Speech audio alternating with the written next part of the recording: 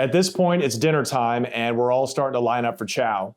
And I look at the guy and he's like, I'm not coming out of the cell. And I said, okay, well, I'm gonna go to chow. When I get back, we're gonna figure this out.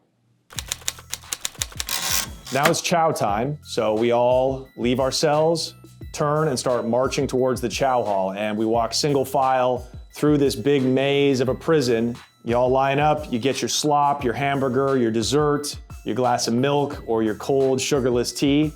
And now I'm looking around and there's nowhere to sit. And it felt like being in a new high school. All the cool kids are the different gangs and everybody's got friends, everybody knows each other. And I just felt like a big loser. And I hear Dirk and I look over and the table of white dudes who were on the yard earlier are flagging me over to their table.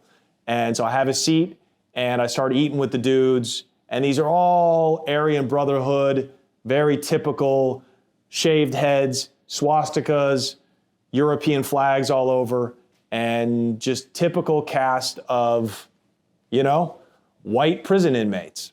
And almost immediately the shot caller goes, "Did you handle that thing for us?" And I tell him, actually, he doesn't have a jacket, dude. I read his paperwork. The guy was just smoking crystal with a minor. There was nothing on there about sex or a skin beef or nothing like that. I was excited. I was like, hey, this is all a big misunderstanding. We're just gonna be friends, right? And he just kind of smirks at me and he shakes his head. I'll never forget the fucking evil in that face. He was like, nah, dude, a jacket's a jacket. When there's a kid involved, he's gotta go. And keep in mind, they are asking me to stab this dude.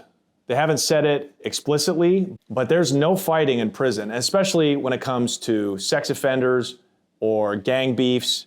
If there's something that can be settled with words, you don't need to get in a fight. But if it is that serious, somebody's gonna get stabbed. And they're basically asking me to go commit murder. And he looks at me one more time, square in the eye, and he said, "Are you gonna handle this?" And I just said, no. The guy doesn't have a jacket.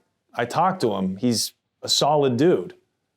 I'm not gonna do it. It's not that I was a hero. I was just on principle. I'm like, I'm not stabbing this guy. I'm not doing life because these dudes want me to take this guy out. I'm just not doing it.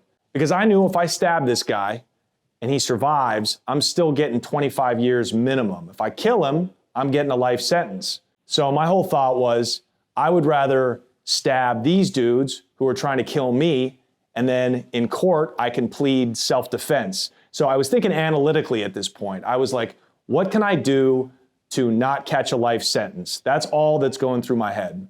And I picked up my tray and I walked over to an empty table and I sat down and I ate by myself. And I looked over at them and they didn't get upset. They weren't yelling. They weren't puffed up. They were kind of smiling.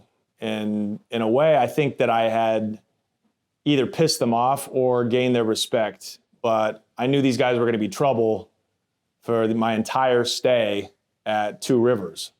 Hey guys, if you like that clip, make sure to check out the full episode here and subscribe to the channel over here.